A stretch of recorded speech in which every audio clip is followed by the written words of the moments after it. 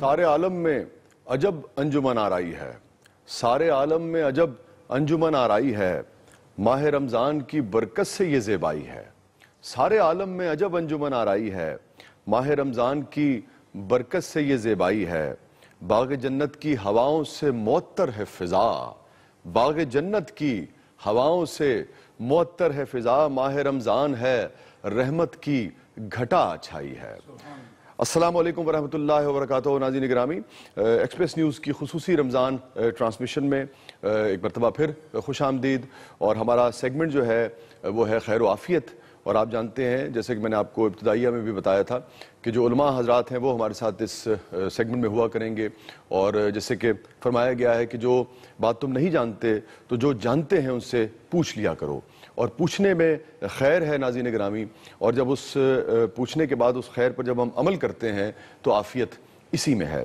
میں اپنے جو بہت ہی محترم علماء اکرام یہاں تشریف فرمائے ان کی طرف بڑھوں گا، مگر اس سے پہلے میں حضرت جابر بن عبداللہ رضی اللہ تعالیٰ عنہ سے مروی جو سرکار دو عالم صلی اللہ علیہ وآلہ وسلم کی حدیث مبارکہ ہے وہ آپ کے ساتھ ایک مرتبہ شیئر کرتا چلوں کہ یہ جو مہمان آیا ہے ہماری زندگیوں میں، اس مہمان کی میزبانی کے آداب کیا ہیں؟ سحری کا انتظام تو ہو گیا، افطار کے معاملات بھی ہم نے دیکھنا شروع کر دیے، بہت کچھ لا کے ہم نے اکٹھا بھی کر لیا، مگر کیا صحیح طریقے سے ہم میزبانی کے آداب سے آگاہ ہیں؟ اور کیا جب یہ مہمان آج آیا ہے اور جب یہ رخصت ہو رہا ہوگا تو یہ خوشی خوشی جائے گا اور ہمارا دل بھی مطمئن ہوگا کہ ہم نے میزبانی کا صحیح حق جو ہے وہ ادا کیا کہ نہیں کیا؟ تو سرکار دو عالم صلی اللہ علیہ وآلہ وسلم نے ارشاد فرمایا کہ میری امت کو رمضان میں 5 باتیں عطا کی گئی ہیں جو مجھ سے پہلے کسی امت کو نہیں ملی۔ جب رمضان کی پہلی رات ہوتی ہے، یقیناً جو رات گزری ہے اور گزر رہی ہے، جب رمضان کی پہلی رات ہوتی ہے تو اللہ تعالیٰ انسانوں کی طرف نظر کرم سے دیکھتا ہے، اور جس پر نظر کرم فرماتا ہے اسے کبھی عذاب نہیں دے گا۔ پھر فرمایا کہ شام کے وقت روزہ داروں کے منہ کی بو اللہ کے نزدیک کستوری سے زیادہ بہتر ہے۔ ہر دن رات فرشتے روزہ دار کے لیے مغفرت کی دعا کرتے ہیں، فرشتے روزہ دار کے لیے مغفرت کی دعا کرتے ہیں، اور سرکار دو عالم صلی اللہ علیہ وآلہ وسلم نے ارشاد فرمایا کہ اللہ تعالیٰ جنت کو حکم فرماتے ہیں کہ میرے بندوں کے لیے خوب تیار ہو جا، مزین ہو جا، ان قریب وہ دنیا کی تکلیف سے یہاں آ کر آرام کرنے والا ہے۔ اور پھر جب رمضان کی آخری رات ہوتی ہے ناظرین گرامی، ابھی تو ابتدا ہے، مگر جب آخری رات ہوتی ہے تو اللہ تعالیٰ ان سب کی مغفرت فرما دیتا ہے۔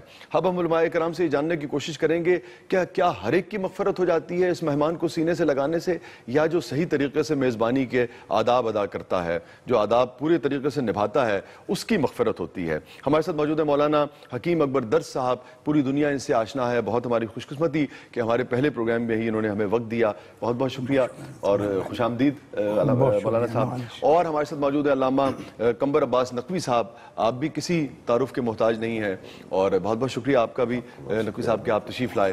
حکیم صاحب، اب یہ فرمائیے کہ یہ حدیث تو میں نے شیئر کر لی، اور اس سے تو لگتا ہے کہ ہم سب جو ہے وہ مغفرت ہو گئی، لیکن کیا جب پوری طریقے سے صرف رمضان صرف روزہ رکھ لینے سے، یا اس کے کچھ اور تقاضے ہیں؟ دیکھیں، رمضان بسم اللہ الرحمن الرحیم، رمضان المبارک کا جو یہ مہینہ ہم پر سایہ فگن ہے، اس ماہ مبارک میں پروردگار عالم نے قرآن کریم کے نزول کا آغاز فرمایا۔ ٹھیک، کہ شہر رمضان الذی انزل فیہ القرآن نزول کا مہینہ بھی ھدی للناس وبینات من الہدی والفرقان فمن شہد منکم الشہر فلیصم۔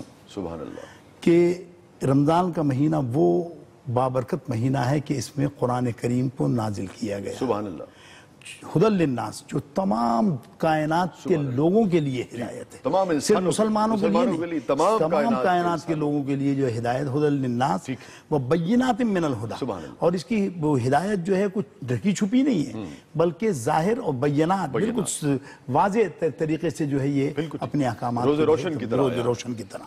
اور اب جو شخص اس مہینے کو پائے اس کو چاہیے کہ روزہ رکھے، ہاں، فمن شہد منکم الشہر فلیصم۔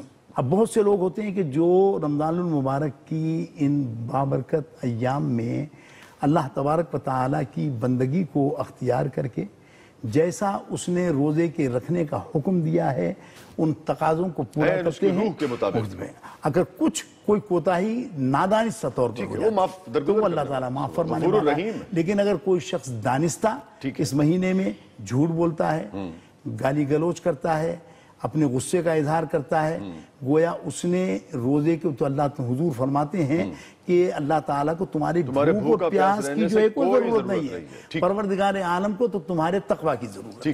اور یہ تقوی جب تک آپ اختیار نہیں کریں گے، اور قرآن کریم نے روزے کی غرض و غایت بھی یہی بیان فرمائی کہ لعلکم تتقون، کہ یہ روزہ اس لیے ہم نے فرض کیا ہے تاکہ تم متقی بن جاؤ. حضرت اس مہمان کو کیسے، اس کے آداب کیا ہے میزبانی؟ اعوذ باللہ من الشیطان الرجیم، بسم اللہ الرحمن الرحیم. ایام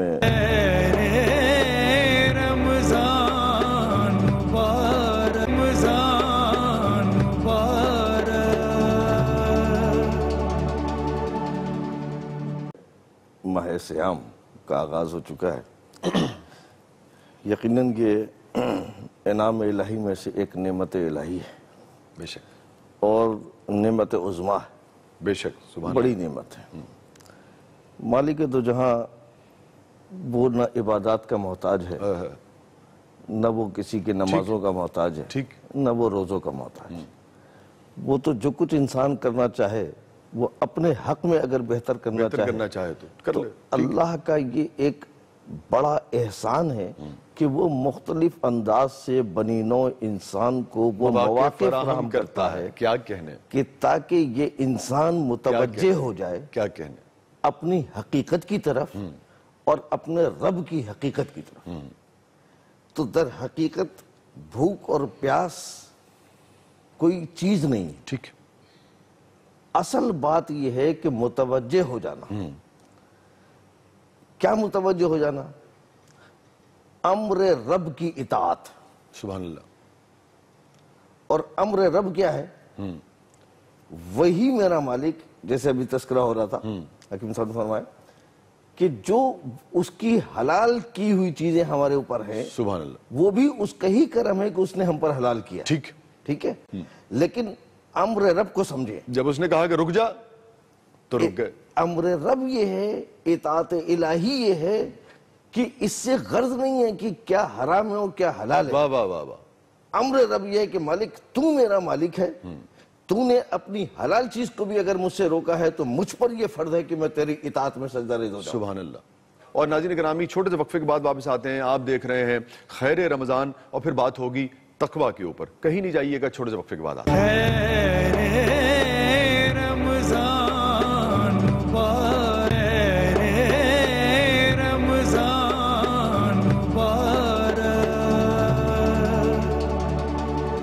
السلام علیکم ورحمۃ اللہ وبرکاتہ. ناظرین گرامی، ٹرانسمیشن میں ایک مرتبہ پھر خوش آمدید، ایک مرتبہ پھر آپ کی خدمت میں حاضر ہیں. ہمارے ساتھ موجود ہیں مولانا حکیم اکبر درس صاحب، ہمارے ساتھ موجود ہیں علامہ قمبر عباس نقوی صاحب. اور تقوی جو ہے اس کی لغوی معنی آپ نے بیان فرمائے تھے، جو یقیناً سب آشنا بھی ہیں، لیکن پھر آپ کہہ رہے تھے کہ ایک اور یعنی کہ تقوی کا اینگل ہے جو سمجھنا چاہیے ہمیں. تو اسی ماہ رمضان کے حوالے سے اس بات کو اگر سمجھ لیں تو دیکھیے، تقوی بمانے بچنے کے، تقوی جو اللہ سے ڈرو، یہ جنرل بات ہے. میں یہ کہتا ہوں کہ تقوی کو اگر اس انداز میں دیکھا جائے، کہتے ہیں کہ اللہ سے ڈرو. اللہ سے ڈرا نہیں جاتا ہے، اللہ سے تو عشق کیا جاتا ہے. سبحان اللہ، سبحان اللہ. اللہ سے محبت کی جاتی ہے. سبحان اللہ، سبحان اللہ. جب جس سے عشق ہو جائے وہ عاشق باللہ بنتا ہے. واہ. تو عاشق باللہ خوف سے نہیں بنتا، عشق الہی سے بنتا. سبحان اللہ. تو ڈرا تو اس کے عذاب سے جاتا کیا ہے، کہنا، اس کے غضب سے جاتا ہے، ٹھیک، اس کی نافرمانی سے جاتا ہے. ٹھیک. تو جب کوئی منزل عشق کی طرف بڑھتا ہے، یعنی اس کی طرف اپنی راہ کی طرف بڑھاتا ہے، تو اس کے وہ تمام پہلو جس سے عذاب الہی آتا ہے وہ تو خود بخود ختم ہو جائیں گے. بالکل درست. تو بجائے اس کے کہ آپ اللہ سے ڈرنا شروع کریں، ٹھیک ہے، اور ڈر کے اس کی اطاعت کریں. ڈر کے اطاعت عشق میں اطاعت کیوں نہیں کرتے؟ اس میں مزہ نہیں ہے. مزہ تو اس میں ہے کہ اگر عشق الہی میں ڈوب کر اس کو سجدہ کیا جائے، سبحان اللہ، اس کی معرفت میں اس کو سجدہ میں تیری کیا عبادت اس لیے کرتا ہوں کہ تو عبادت کے لائق ہے. دیکھیں یہاں مولا امیر مومنین علیہ السلام کیا فرماتے ہیں کہ مالک میں سجدہ کرتا اس لیے ہوں کہ تو اس قابل ہے کہ تجھے تجھ کو سجدہ کرے. یعنی آپ دیکھیں کہ وہ معرفت کا معیار ہے. تو ہمیں ان بزرگوں نے یہ سکھایا ہے کہ اللہ تو وہ ہے کہ جس سے محبت کرو، عشق کرو، اور عشق کا تقاضا یہ ہے کہ اس نے کہہ دیا رمضان شروع ہو گیا، یہ حلال چیز بھی تم پر حرام ہے، کہا معبود تیری محبت میں سبحان اللہ اس کو بھی چھوڑا، اس کو بھی چھوڑا، سبحان اللہ، اس کو بھی چھوڑا. سبحان اللہ. تو اب اس کے عشق میں جتنا ڈوبتا چلا جائے گا آدمی، اتنا اس کی منزلیں اور معراج جو ہے اس کا آغاز شروع ہو جائے گا. تو میں اگر آپ کی بات کو یوں سمجھنا چاہوں کہ تقویٰ ہے، پھر تقویٰ کی بھی منزلیں ہیں، تو اب جو آپ نے بیان فرمایا یہ پھر تقویٰ کا اعلیٰ ترین درجہ ہوا. یہ درست بالکل ایک مومن کے لیے جو ہے وہ معراج یہی ہے سبحان اللہ کہ وہ اپنے معبود برحق کی معرفت میں اتنا ڈوب جائے کہ اس کو دنیا کا ہوش نہ رہے. کیا عمدہ نقطہ بیان فرمایا نقوی صاحب آپ نے. اور ناظرین گرامی، خاص طور پہ جو ہمارے جدید تعلیم یافتہ حضرات ہوتے ہیں، کبھی کبھی وہ گلہ کرتے ہیں کہ جناب یہ دیکھیے جو علماء حضرات جب تشریف لاتے ہیں اپنا تو وہ صرف ڈراتے ہیں جناب، یا ممبر و محراب سے بھی صرف ڈرایا جاتا ہے.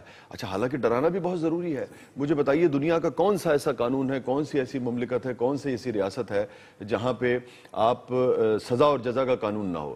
انگریزی کو محاورہ تو بڑے شوق سے لوگ لیتے ہیں کہ جناب کیرٹ اور سٹک، تو ایسے ہی یہاں پہ بھی ہے. لیکن جیسے علامہ نے بیان فرمایا بڑا عمدہ کہ خوبصورتی یہ ہے کہ اطاعت خداوندی جو ہے وہ اس کی رحمت کی وجہ سے کی جائے، اور اس وجہ سے کی جائے کہ وہ اس لائق ہے کہ اس کی اطاعت کی جائے. لیکن بھئی اگر نہیں کر سکتے تو بہرحال پھر عذاب کے خوف سے کر لو، کرنی تو پڑے گی.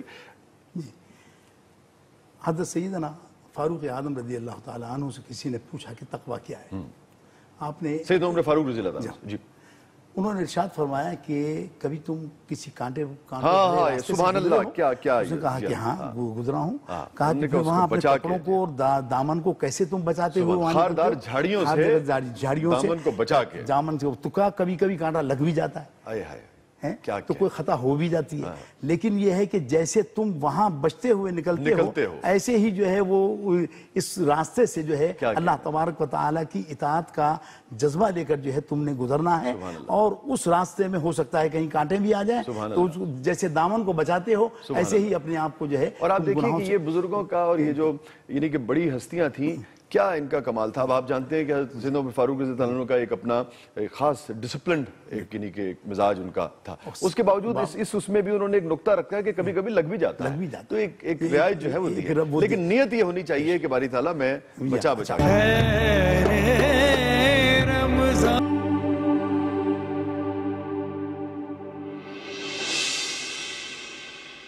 زہی مقدر حضور حق سے سلام آیا، پیام آیا، جھکاؤ نظریں، بچھاؤ پلکیں، ادب کا اعلیٰ مقام آیا، زہی مقدر. یہ کون سر پہ کفن لپیٹے چلا ہے الفت کے راستے پر. یہ کون سر پہ کفن لپیٹے چلا ہے الفت کے راستے پر. فرشتے حیرت سے تک رہے ہیں، یہ کون سی احترام آیا، زہی مقدر حضور حق سے سلام آیا،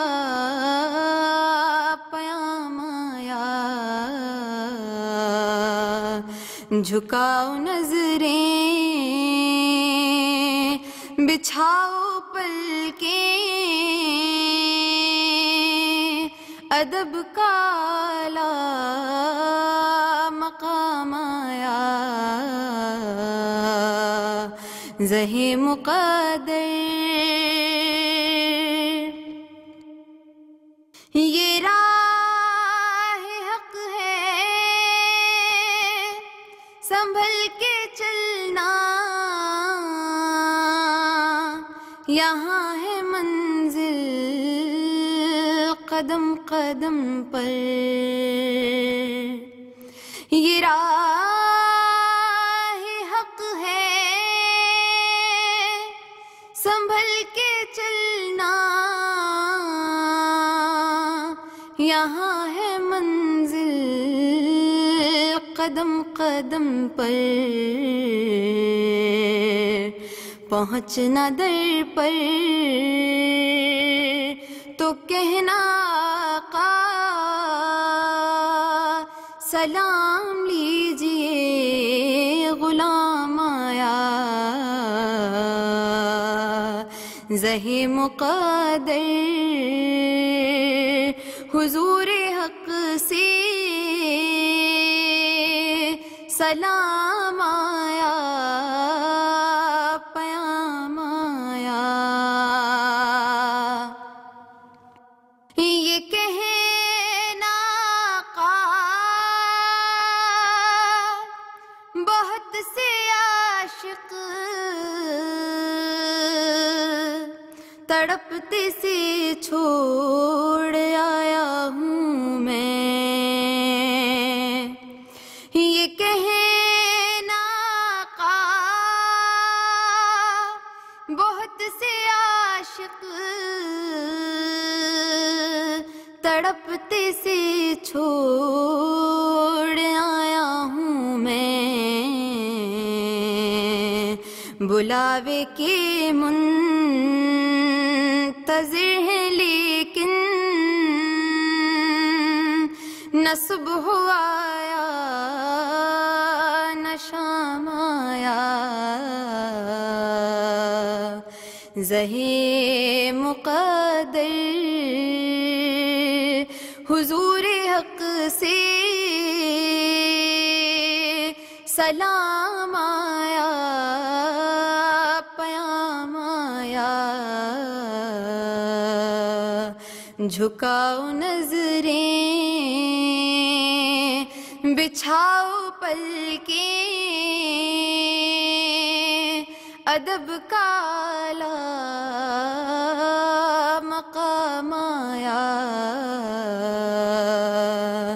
زہے حضور نبی اکرم صلی اللہ علیہ وسلم ارشاد فرماتے ہیں نماز کے لیے کہ عبادت ایسی کرنی چاہیے کأنک ترا کہ جیسے تم اللہ کو دیکھ رہے ہو فَإِن لَمْ تَكُنْ تَرَا اگر تم میں یہ اہلیت نہیں ہے کہ تم اللہ تعالیٰ کو دیکھ رہے ہو تو تمہیں دیکھ ہی رہا ہے تو کم سے کم یہ ہونا چاہیے کہ وہ تم کو دیکھ رہا ہے اچھا کوئی بھی عبادت ہے اس میں اور روزے میں یہ ایک فرق ہے کہ آپ چاہے وہ کتنا ہی جو ہے وہ قانون سے ناواقف روزہ دار ہو اور کیسا ہی جو ہے وہ دینی علوم کا نہ جاننے والا مسلمان ہو لیکن یہ کہ وہ اس ناآشنائی کے باوجود اگر کلی کرتا ہے تو ٹھنڈا پانی ہے گرمی کی شدت ہے اور وہ اس ایک قطرے کو جو ہے اپنے حلق سے نیچے نہیں جانے دیتا کتنا محتاط اتنا محتاط پھر اب بہت سے لوگ ہیں کہ اپنے آفس میں ہیں ہر چیز کی ان کو آسائش مہیا ہے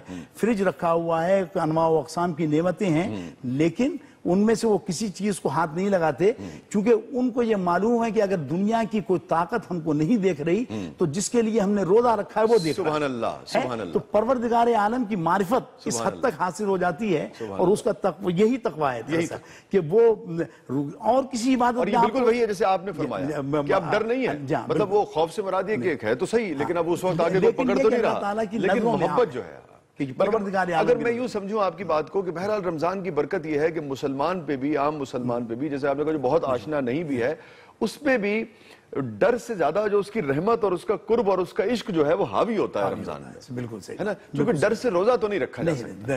اس میں ڈر کا کوئی پہلو نہیں ہے, بلکہ یہ ہے اللہ تعالیٰ کی محبت کا, جیسے ابھی علامہ قمر عباس صاحب نے بہت خوبصورت بات کہی کہ اللہ تبارک و تعالیٰ کی عبادت جو ہے اس سے ڈر کر نہیں, بلکہ اس کے عشق میں کرنی چاہیے, اس کی محبت میں کرنی چاہیے, اور وہی محبت جو ہے وہ دراصل ایمان کا ایک خاصہ ہے. سبحان اللہ. میں اب سوال آپ دونوں شخصیات کی طرف یہ لے کے بڑھوں گا آگے کی طرف کہ اب جو خیر و برکت ہے اس مہینے کی, کہ اب یہ ہمیں پتہ لگ گیا کہ بھئی اس کے آداب کیا ہے, اور آئیڈیل جو ہے, جو تقویٰ کا جو بھی جو اعلیٰ درجہ ہے وہ کیا ہے, اور اگر ہم عشق خداوندی کے تحت روزہ رکھیں گے, عبادت کریں گے, تو وہ یقیناً افضل ہوگی اور زیادہ بہتر بات ہے. اب ملے گا کیا کیا, اس کی فیوز و برکات جو ہیں اس مہینے کی وہ کیا کیا ہیں؟ پھر دیکھیں میں ایک نقطہ اور اس میں شامل کرتا ہوں کہ خدا کو پسند ہے کہ اس کی محبت اور اس کے عشق میں جب کوئی ڈوبتا ہے تو اس کی اطاعت کا لطف کچھ اور ہے, ٹھیک ہے, اور اس نے ماں سے تشبیہ دی ہے کہ 70 ماؤں کے بعد اس سے بھی افضل, اس سے بھی زیادہ. سبحان اللہ. 70 ماؤں سے زیادہ, اس سے زیادہ ہے نا.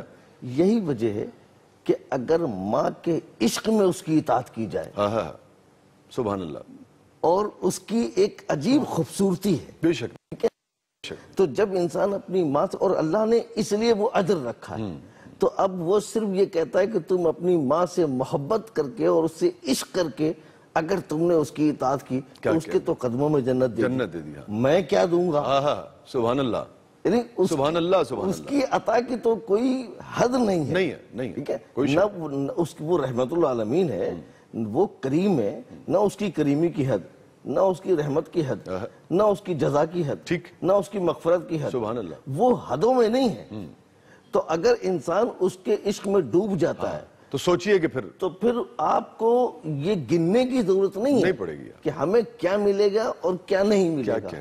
اگر ایک مرتبہ رضائے رب مل جائے, سبحان اللہ, ایک دفعہ اگر وہ معبود برحق سبحان اللہ انسان سے راضی ہو جائے, تو یہ پوری کائنات اگر اس کے عوض چلی جائے تو یہ سودا جو ہے سودا مہنگا نہیں. اچھا, یہ بالکل آپ نے بڑا عمدہ نقطہ آپ نے بیان فرمایا, مگر ہم جیسے جو آسی اور گناہگار جو ہوتے ہیں, جو جیسے کہتے ہیں نا کہ جن کو کچھ نہ کچھ دکھانا تو پڑتا ہے کہ نہیں بھئی چلو, یہ تو بہت ہی اعلیٰ اور عرفہ آپ نے ایک مقام بیان فرما دیا نا کہ اگر بھی ایسا ہو جائے تو سبحان اللہ. لیکن اب ہم جیسے جو چھوٹے چھوٹے کبھی جنت میں کوئی ایک گوشہ مل جائے اور تھوڑا سا وہ مل جائے, ذرا ان کے لیے بھی بیان فرما دیجئے نا.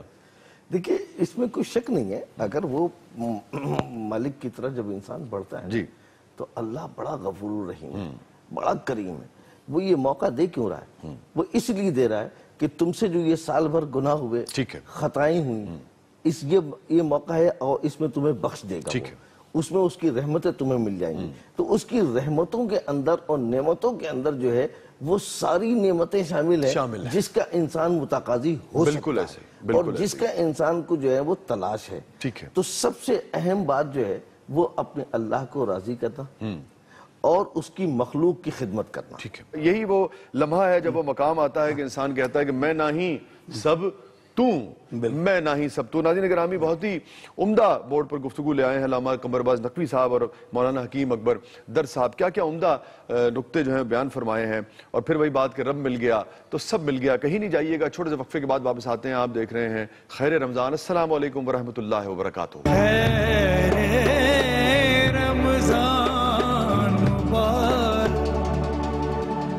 السلام علیکم ورحمۃ اللہ وبرکاتہ. ناظرین گرامی, پروگرام میں دوبارہ حاضر خدمت ہے. ہمارے ساتھ موجود ہیں علامہ قمر عباس نقوی صاحب, ہمارے ساتھ موجود ہیں مولانا حکیم اکبر درس صاحب. اور ناظرین گرامی, ماہ رمضان المبارک کی شان یہ ہے کہ اس کی ہر ساتھ, جیسے علماء کرام نے ابھی بیان فرمایا, ہر ساتھ, ہر جو وقت ہے, ہر لمحہ جو ہے وہ عبادت ہے. روزہ عبادت ہے, افطار عبادت ہے, افطار کے بعد تراویح کا جو انتظار ہے وہ عبادت ہے, تراویح پڑھ کے جب آپ سو جاتے ہیں وہ عبادت ہے, اور پھر جب سحر کے وقت سحری کرتے ہیں وہ عبادت ہے. سو عبادت ہی عبادت اور رحمت ہی رحمت ہے. آپ کچھ کہنا چاہتے ہیں؟ سحر میں ایک اہتمام یہ ہو سکتا ہے کہ قرآن کریم نے کہا کہ فتحجت بھی نافلۃ لک عسیٰ ان یبعثک ربک مقاما محمودا. سبحان اللہ. کہ تہجد پڑھیے, اب یہ نفل کر دی گئی ہے تاکہ تمہارا رب یعنی حضور سے مخاطب ہے مقام، تاکہ اللہ تعالیٰ آپ کو مقام محمود پر فائز فرمائے، یہ ہے مقام شفاعت. ٹھیک ہے. تو رمضان المبارک میں پورا مہینہ جیسے ہم اور تقوی کی منزلوں کی جانب بڑھتے ہیں، ایسے ہی تہجد کے لیے اگر آپ سحر میں اٹھتے ہیں اس وقت آپ کم سے کم 2 رکعت ہے، زیادہ سے زیادہ 12 رکعت. تو اگر آپ وہ اس قیام اللیل کو اختیار کر لیں اور دعا مانگتے رہیں کہ اللہ مجھے ساری سال اب یہ توفیق عطا فرما کہ میں جو ہے تہجد کی نماز میں اٹھا کروں، تو یہ ایک بہت اچھا موقع ہوتا ہے کہ آپ نے اٹھنا تو ہے، عادت بھی پڑ جاتی ہے اور باوضو رہ کر آپ سحری کر رہے ہیں، تو باوضو سحری کرنے کا اور بغیر وضو سحری کرنے کا جو ہے وہ ایک اپنا پورے مہینے کے پیکیج میں بونس ہی ہے. اور پھر فجر کی نماز کے لیے آپ کی تیاری اس وقت مکمل ہوتی، چونکہ سحری کے بعد فوراً جو ہے وہ نیند کا غلبہ ہونا شروع ہو جاتا ہے، چونکہ شیطان بھی جو ہے وہ اپنا کام کر رہا ہوتا ہے، سرکش کو بیان کیا جاتا ہے، لیکن جو اندر کا شیطان ہے وہ جو ہے وہ نفس جو ہے وہ تو نہیں قید ہوتا.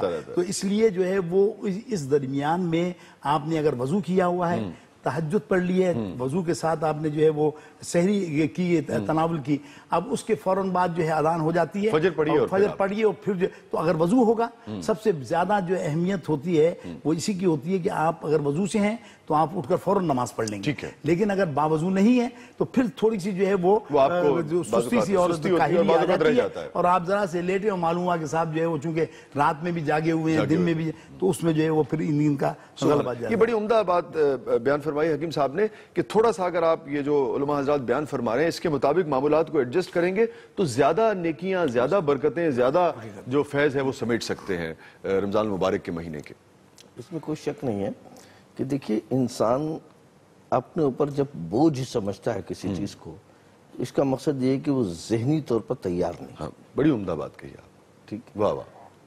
اگر انسان ذہنی طور پر کسی چیز کے لیے تیار ہو جائے تو پھر وہ بوجھ محسوس نہیں کرتا، پھر لطف آنے لگتا ہے، پھر لطف آنے لگتا ہے. تو دیکھیں اللہ جو ہے وہ کیا چاہتا ہے، وہ کہیں پر جو ہے نا وہ آپ کو نہ مجبور تکلیف نہیں دینا چاہتا، نہ تکلیف دینا چاہتا ہے، نہ اس کو پسند ہے. وہ تکلیف ہمیں لگتی ہے چونکہ ہم اس مقام تک پہنچ نہیں پاتے ہیں کہ لطف لے سکیں. بالکل ہمیں چاہیے کہ ہم سب سے پہلے تو آمد رمضان کے لیے اپنے آپ کو آمادہ کر لیں. ٹھیک ہے. ہم جب ذہنی طور پر اپنے آپ کو آمادہ کر لیں گے تو ہمیں ضرورت اس بات کی نہیں رہے گی کہ کوئی ہمیں روکے، کوئی ہمیں ٹوکے، کوئی ہمیں بتائے، کوئی ہمیں بلائے، کوئی ہمیں کہے. ہم اپنے اندر جو ہے ایک تیاری کر چکے ہیں، اور جس طریقے سے کہ یہ اللہ کا مہمان جو ہے نا وہ اللہ ہمیں دعوت دے رہا ہے. ٹھیک ہے. اب یہ دعوت جو ہے وہ کس بات کی ہے؟ سب سے اہم بات جو ہے نا، ابھی تہجد کا ذکر کیا حکیم صاحب نے، بہت زبردست، مطلب کبھی وقت ہوا تو اس موضوع پر الگ پروگرام کیا جا سکتا ہے. لیکن ایک بات اگر آپ سے میں کہہ دوں، اس پورے ماہ سیام میں اس لمحے کو اگر انسان ضائع نہ کرے تو اللہ تعالیٰ ایک بات کہہ رہا ہے، اور راتوں کو اٹھو. ٹھیک، قیام کرو جتنا ہو سکے.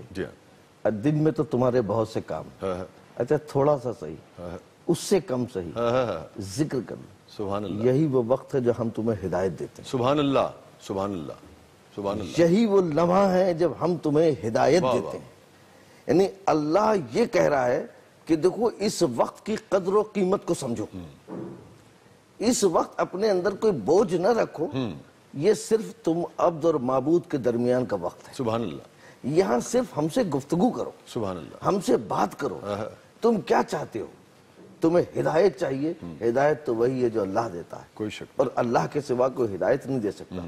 دیکھیے عبادت بربنائے عادت اور ہے، عبادت بربنائے معرفت اور ہے. سبحان اللہ، سبحان اللہ. مجھے یاد آ گیا کہ صوفیہ کیا کرتے تھے، آپ حضرات یقیناً بیان فرمائیں گے کہ وہ روزہ جب سال رمضان کے علاوہ بھی رکھتے تھے، اور جب انہیں لگتا تھا کہ روزہ اب تکلیف نہیں دے رہا، اب تو عادت بن گئی ہے، تو پھر بیچ میں چھوڑ دیتے تھے. کیونکہ اگر عادت ہو گئی تو پھر تو اس کا وہ اپنا لطف اور منصب نہیں رہے گا. جو ہے وہ کچھ اور ہے عبادت، واہ واہ واہ، معرفتاً کچھ اور ہے. کیا کہنے. حضرت دعا کروا دی.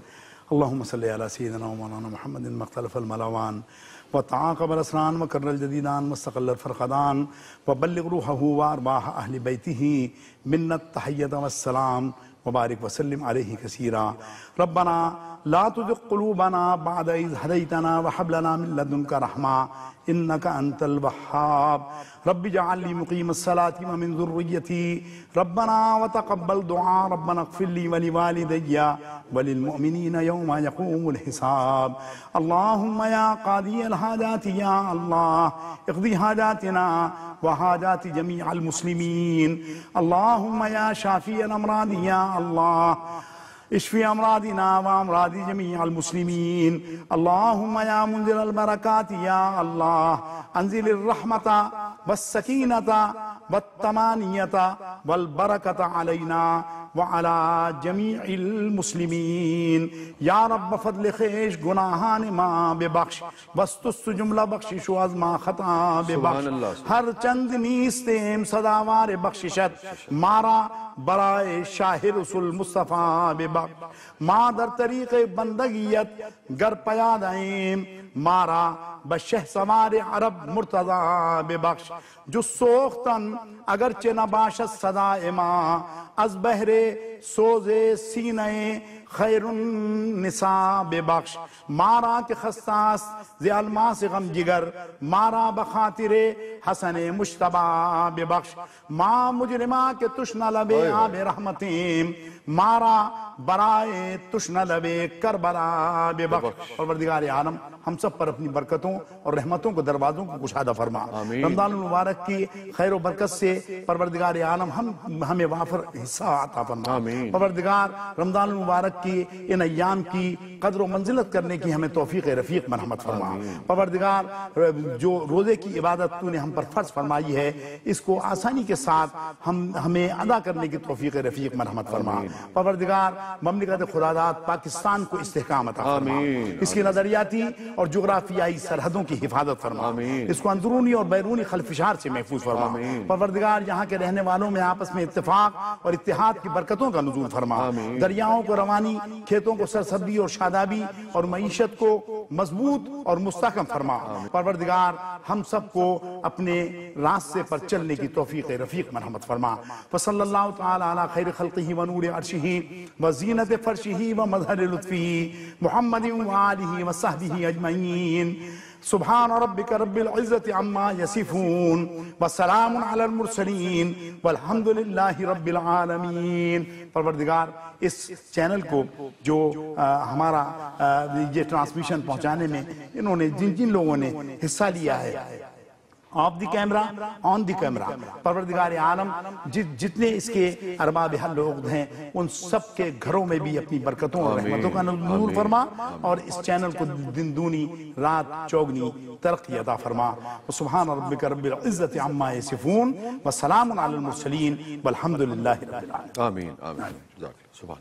بہت بہت شکریہ مولانا حکیم اکبر در صاحب، آپ کی تشریف آوری کا کیا عمدہ گفتگو آپ نے فرمائی، اور ایسے ہی علامہ قمر عباس نقوی صاحب کیا عمدہ نکات آپ نے بیان فرمائی. ایمان اور روح جو ہے بلا شبہ ناظرین گرامی تازہ ہو گئی، اور یہ رمضان کے یعنی کہ اس سے اچھی ابتدا جو ہے رمضان کی وہ ہو نہیں سکتی تھی کہ ایسے عمدہ شخصیات جو ہیں وہ ہمارے پروگرام میں آج تشریف لائی. اور ناظرین گرامی تھوڑی دیر میں سحر کا وقت ہوا چاہتا ہے، اور اپنی دعاؤں میں ہمیں بھی یاد رکھیے گا.